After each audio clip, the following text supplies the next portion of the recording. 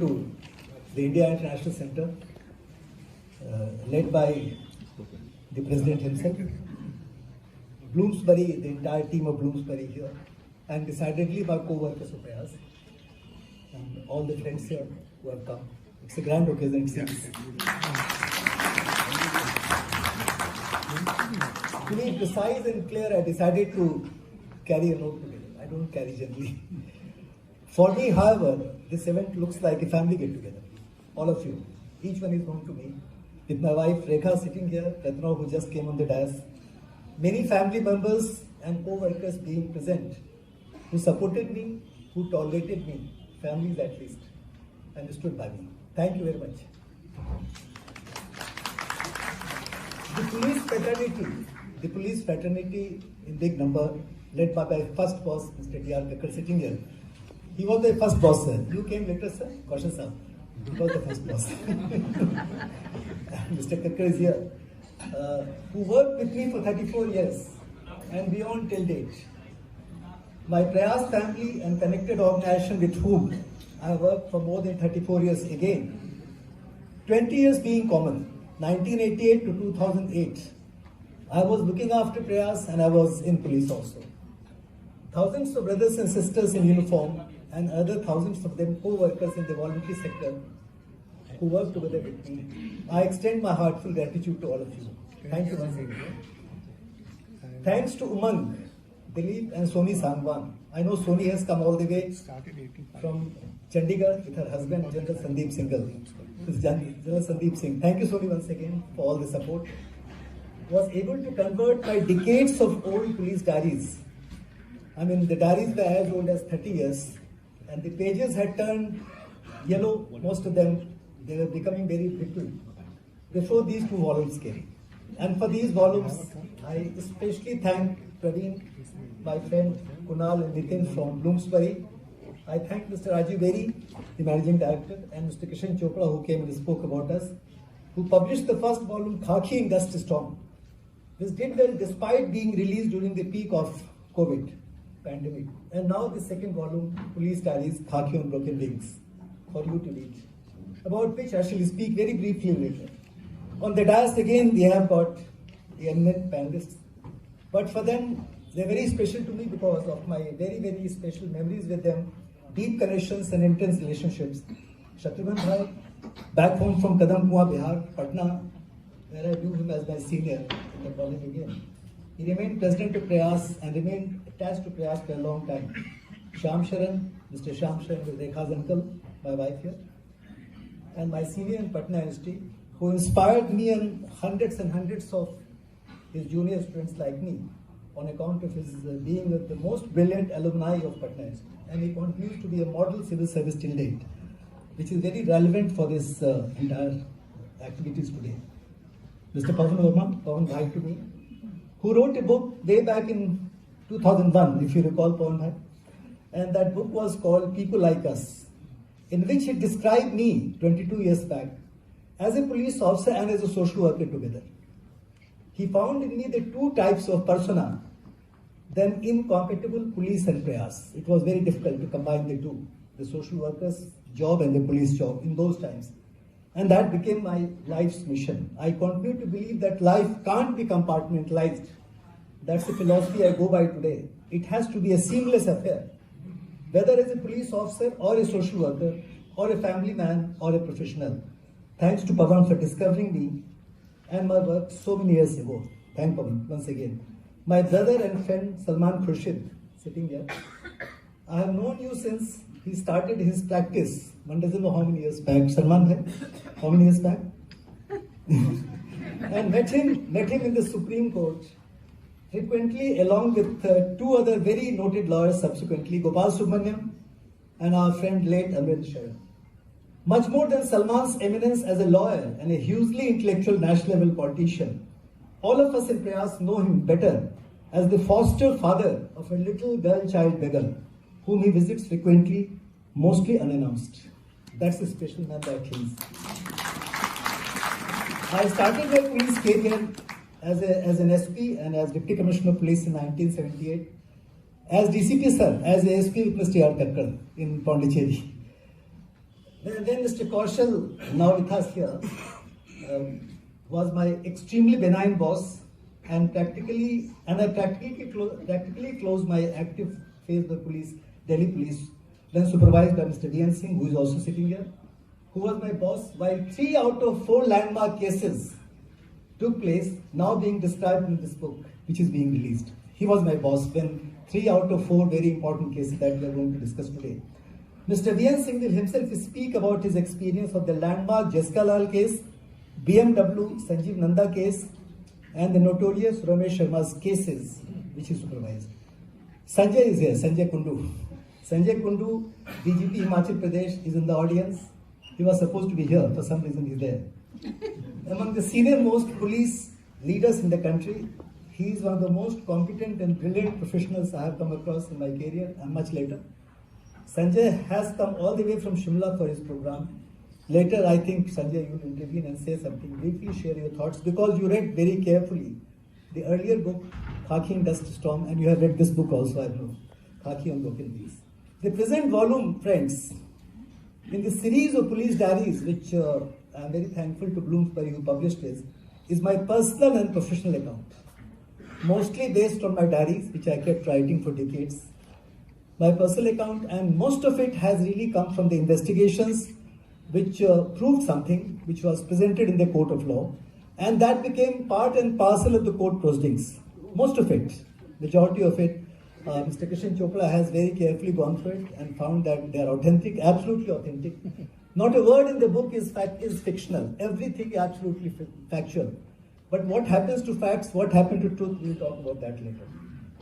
So this is my personal and professional account of 4 historic cases and notorious criminals in the so-called Jessica Lal Murder case, BMW hit and run Nanda's case, everybody knows about it, 20 years, 25 years back. Charles Sobhraj's life, his crimes, Tihar jail escape cases, and the case of the maverick Ramesh Sharma, a mafia once as important as Dawood Ibrahim, who turned into a political don, a land grabber and extorter who created terror even amongst the high and mighty, who generally escaped the system. He committed crimes and extended his nefarious activities, keeping close company among many others, a top corporate leader as well. These were simple cases which became much larger than life because of the accused parties, the lawyers, and certain type of high and mighty joining hands to subvert the judicial system and the criminal justice system of India. These 4 representative cases define the worst possible manipulations in the 4 wings of the criminal justice system. The police being alongside the prosecution and defense, judiciary and prisons, which I have preferred to call the broken wings of the criminal justice system.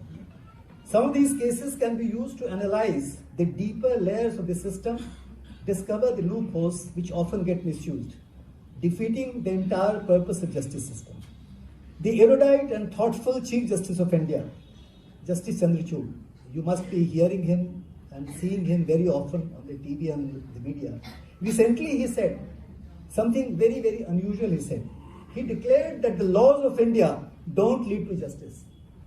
Coming from the serving Chief Justice of India, it matters a lot. He said, laws don't lead to justice. It's something very important. That is exactly what I'm trying to prove in the case, in my book.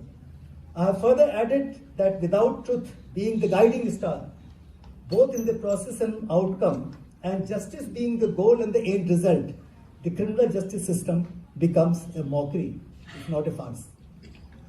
I had the unique opportunity, friends, of supervising and getting into investigations of the said 4 cases I mentioned earlier. At least 2 of them, Jessica Lal case and BMW cases, being path-breaking in the history of investigations and trials. In both these cases, the witnesses turned hostile. Most of them turned hostile, along with falsifying and meticulously collected evidence and subversion of the judicial process, generating, of course, national debates at the highest levels, resulting in momentous judgments and some change in law also. For us, it was a simple though elaborate case in which a girl had been shot dead in full view of many persons in an illegal bar. I am talking of Jessica Lal case. Jessica Lal case, however, it was a known case. 300 people there in the bar. People are watching it. No dearth of witnesses who saw it. But all witnesses, high and mighty, the socialists of India, they turn hostile. And what the police can do, well, ultimately we succeeded, that's the story. But it happened during the process of trial. Jessica Lal case became a watershed in the annals of criminal justice system of the country, with serious demands being made to bring about changes in criminal laws, and part of it came also. Charles Sobhraj, the international criminal called Serpent and Bikini Killer, his operations in many countries, including sensational Tihar escape, brought the worst that could happen in the jails and prison system.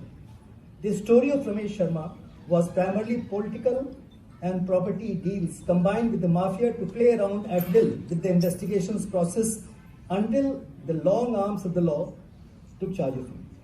These cases, separately and together, unravel the infirmities and hollowness of the criminal justice system, the police being omnipresent and overarching. Police is all over, you can see it. The Indian police is not so big, Delhi police is very big actually. We have 85,000 policemen in Delhi. Indian police about 25 lakhs, Sanjay. I think that's the number. So they are there all over, but so far the system is concerned, the criminal justice system, the police has got to be everywhere. No prosecutions, no defense, no trial, no prison system can exist without the police. But they are independently very powerful beings. And what happens to them, that's exactly I'm trying to prove and call them the broken links. These broken links of the CJS expose the inherent weaknesses of the justice delivery processes. If we don't enter the philosophical domain of absolute and relative truth, and it is to be explored with reference to truth, I'm saying. If the truth has to be explored with reference to an event and attendant circumstances in question as it unfolds, in the investigation, truth unfolds. It is not found straightway. The truth remains immutable, it can't change. But these cases symbolized the attempts to subvert the technical truth. In most of the cases, the truth which is real truth, which is reconstruction of a scene of crime, etc., that truth has been completely subverted. That's the point I'm trying to say. In this book, I have also attempted to explain the predicaments of the police while functioning within India's extremely complex criminal justice system and the role it has to play that goes beyond being just an enforcer of criminal laws and protector of the country's law and order if the constitutional goals of social justice have to be achieved. That's the ultimate I'll arrive at in 2 minutes' time. Post 1857, first war of independence in 1860s, British Crown took over governance power of East India from the East India Company. A completely new system was created by the genius Thomas Babington Macaulay. I have referred to him many a times. Combining India's legal system with the Western education, even creating something as innocuous as Society Registration Act. Macaulay was such a genius that 1860 he created Society Registration Act. Tried to control society also besides education and criminal justice system, the legal system of India. And he created all this to keep India in perpetual subjugation, which still continues. The subjugation of the British times, the colonial times, through this system, it continues even now. That's what I'm trying to say. In letter and spirit, India's criminal justice system runs contrary to the country's well-developed democratic ethos and the requirements of an aspirational country. I mean, that's something which is very different. There is clear dichotomy and contradictions between the anti-people, anti-poor laws and a structure which don't serve the vulnerable and deprived sections of the society. Only the political masters, the bureaucrats, the police leaders like us, judges and prison officials have changed, taking over the reins of criminal justice system which remains intact as 1860 plus. The CJS is bursting. I'm coming to the present situation. The CJS is bursting at seams with over 65 lakh cases, actually 1 crore cases being added annually, nearly 5 crore being pending. Prison population, 76% of prison population, nearly 4 lakh being under trials. Under trial is not conviction. It's during the investigation or during trial. It completely nullifies the well-established jurisprudence of the country that any person is deemed to be innocent unless proven guilty through a legal process. Why these 76% out of 5 lakh prisoners in the jail are there, languishing in the jail? I mean, when the crime is not proved at all. The basic structural changes have taken place. No basic structural changes have taken place in the CJS and police, despite the stalwarts like Sardar Patel, Pandit Nehru and B.R. Ambedkar in the helm, and having created a constitution which looks very different when compared to the system I am talking about. If you read Constitution of India, if you read this system, you will find a lot of differences. There is dichotomy. I followed and closely participated in the so-called police reforms I have referred to it, reforms process through Prakash Singh case 1996-2006, and I have narrated about experience. I just finished in 2 minutes. I have narrated about experience while implementing the judgment as DGP Arunachal Pradesh. I was given marching orders from Arunachal Pradesh, 3rd time. Once in Pondicherry, sir, if you recall, my boss, sir, I was asked to go when I was ASP, and I had to leave Goa for the similar reason. I mean, the Chief Minister don't like you, they ask you marching orders. And the marching order last was given by DGP, as DGP Arunachal, on the issue of reforms. Because I brought the reforms, implemented the reforms with the help of the Chief Justice, Mr. Baum. And Mr. Baum was a wonderful man. You know Sir Tripathi, sir. You know Mr. Baum very well. And then it was implemented, and the Supreme Court actually, they said that Arunachal was the only state where reforms were implemented in at least letter, if not a spirit. And that was, of course, that became my undoing in the state.